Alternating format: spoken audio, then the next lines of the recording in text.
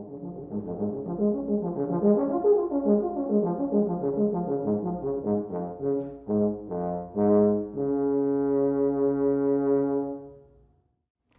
I'm Dr. Kevin FENSKE. I teach Euphonium at the University of Houston.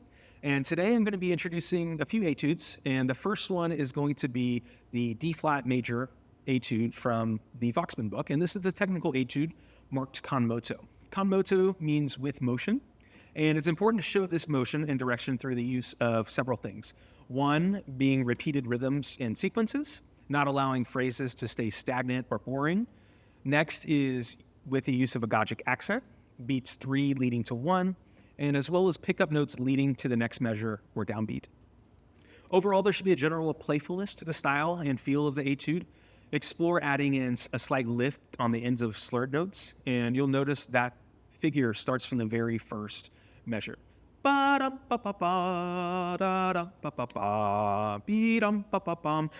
you can add a slight lift to make the playfulness happen throughout this etude, and also maintaining a light and uninterrupted articulation for clarity and lightness. Tempo is fairly moderate and should maintain a steady pace until the poco rit at the very end. However, you'll need to build consistency and control of the single tongue through daily practice when working on this etude. At this tempo, our tongue can slow down and get lethargic. So it's going to be a great way of making sure in your practice that you're doing single tongue exercises and making sure that these stay consistent.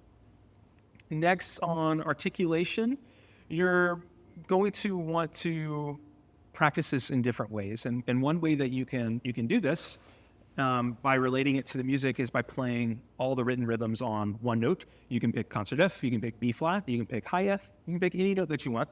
For now, I tend to stay on concert F or B flat, and this is how this would sound. So you want to incorporate the style and the consistency of articulation and build the consistency of also the tempo that you're going to articulate. So from the beginning, I'm going to play a few lines that would demonstrate this exercise.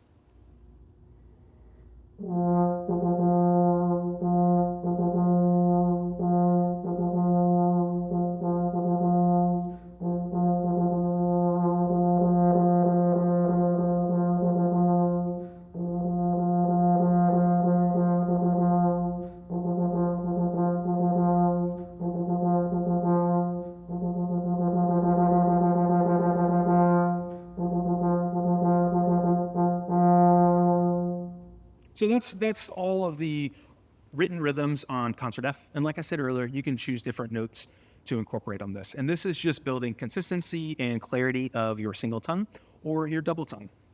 And speaking of double tongue, if you wish to double tongue this at a faster tempo, most people will single tongue this, but if you choose the double tongue, then just be aware of making sure that your double tongue is sounding as clear and clean as your single tongue, but also creating an evenness between both syllables. With articulation markings in general, you'll notice a few articulation markings throughout. The first one, and probably the most prominent, is going to be the default style articulation. With this style of articulation, it's important to keep a great body of sound that's never short. And when practicing, especially in the early stages, I recommend keeping these notes as full value as possible and having a very light articulation, and then letting the speed take care of the style as you get faster.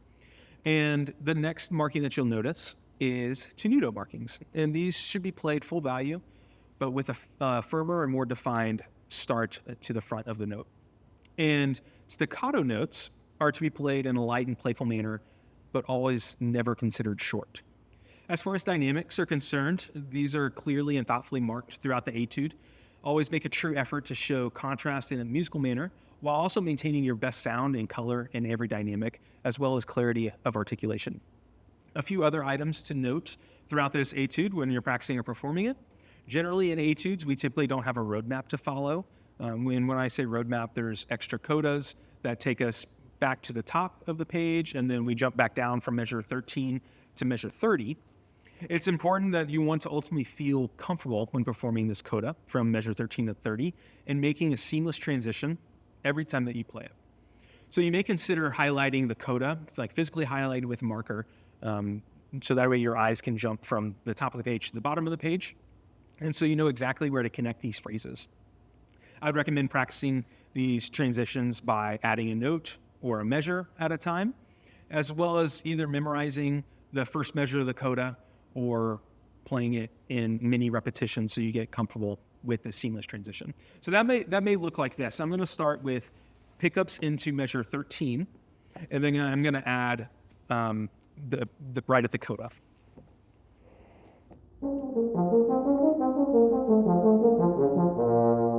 And I would play that multiple times, and then I'm going to add one more measure before that, and then one more measure at the end of that.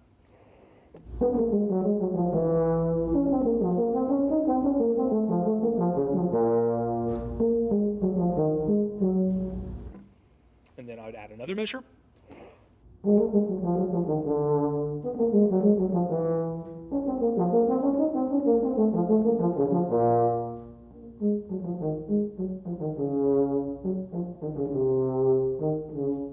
So on and so forth. And with these little capsules, I'm doing repetition. I'm playing these more than once, and then I'm adding on to either end to create a bigger phrase. And like I said earlier, this would also be helpful to memorize as well, so that way your brain isn't having to think too much about what your fingers are doing. And by the time December rolls around, when you have auditions, you're going to be in great shape. Another spot that may give you trouble is at the very end, the arpeggiated figures. And this starts at a piano dynamic, so you're going to want to make sure that the clarity of articulation is there at the low F and all the low register, but as well as the upper register too. And with this spot in the piece, I would recommend adding a note and building upon these arpeggiated figures. So this may look like playing just the downbeats. I would play the downbeats of each grouping, and then I would add a note each time. So this is what that would look like. I'm going to start at the first note of the arpeggio on the low F, and I'm playing only downbeats.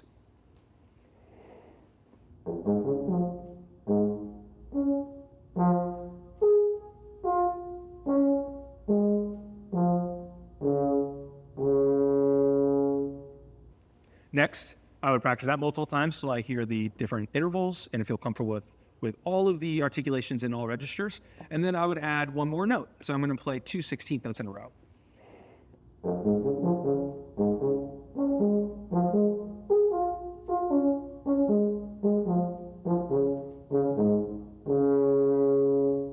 Next, I would add 3 16th notes.